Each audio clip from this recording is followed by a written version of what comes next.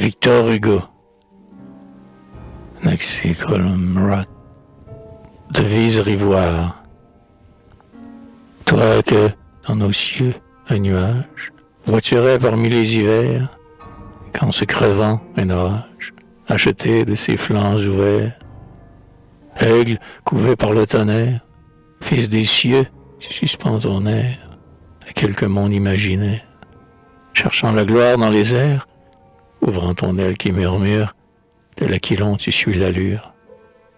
Et le ciel, sur ta chevelure, met une auréole d'éclairs. Ton front où l'avenir rayonne, grand centre de l'humanité, et la chaudière qui bouillonne, enceinte d'immortalité. Comme un sculpteur sur les collines, tu pétris de tes mains divines un moule que toi seul devines, pour y verser l'airain qui bout. Et, dans ce corps brûlant de flammes, que l'on t'admire ou qu'on te blâme, fier, tu jetteras ta grande âme pour mouvoir un peuple debout. Le siècle qui vers toi gravite ne peut dans la route des cieux, attends le pas pour aller vite, suivre ton pas audacieux. Mais toi, dans ta pitié profonde, tu vois notre chaos immonde et ne trouves pas notre monde assez grand pour te contenir. Il faut dans une ère passée un horizon à ta pensée pour remplir la foule insensée et déborder sur l'avenir. Dans le cœur humain que tu sondes, tu t'enfonces sans gouvernail et comme un plongeur dans les ondes, tu cherches l'ambre et le corail. Puis tu sors de ta mer béante, rapportant dans ta main géante un monde qui pense et qui chante. Ton génie en est créateur. Pour éclairer sa nuit sans voile, tu fais, quand le soir se dévoile, dans son ciel éclore une étoile, sous chaque souffle inspirateur. Le roman naquit sous tes pages, tout palpitant de vérité, et dans chacun des personnages, tu fais entrer l'humanité. Jetant le monde dans le drame, à chaque action qui se trame, tu le reproduis, et ton âme se multiplie en demi-dieu.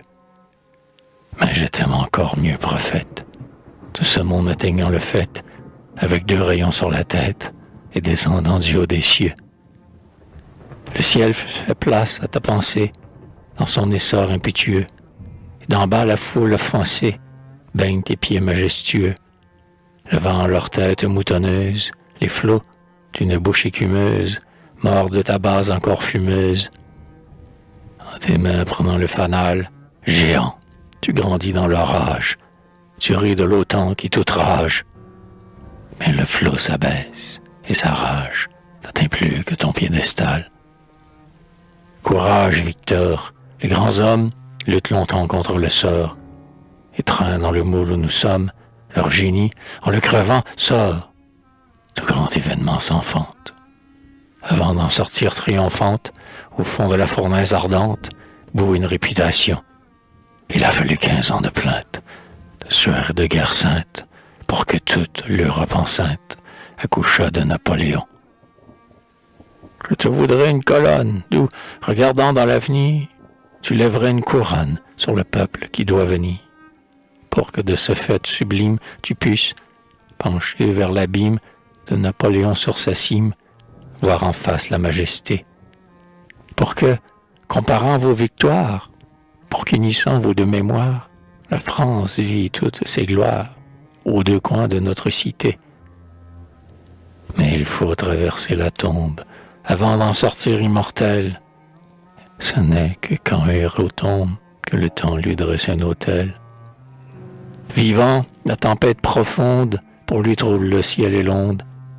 Mort, son ombre envahit le monde. Sur sa colonne, sans affront, comme un fantastique prophète, dans le calme ou dans la tempête, il porte, sans baisser la tête, le ciel qui pèse sur son front. Comme le but ou bien la bombe, qui dans les cieux courbe un éclair, sous les palais creuse sa tombe, et, se crevant, embrase l'air. Ou, comme l'antique sagesse, qui, d'un front que la fièvre presse, sous le lourd marteau qui la blesse, sort, casque au front, lance au milieu. Ainsi, d'une tête mortelle, sur une enclume solennelle, la mort dont le bras nous martèle, en frappant, fait jaillir un dieu.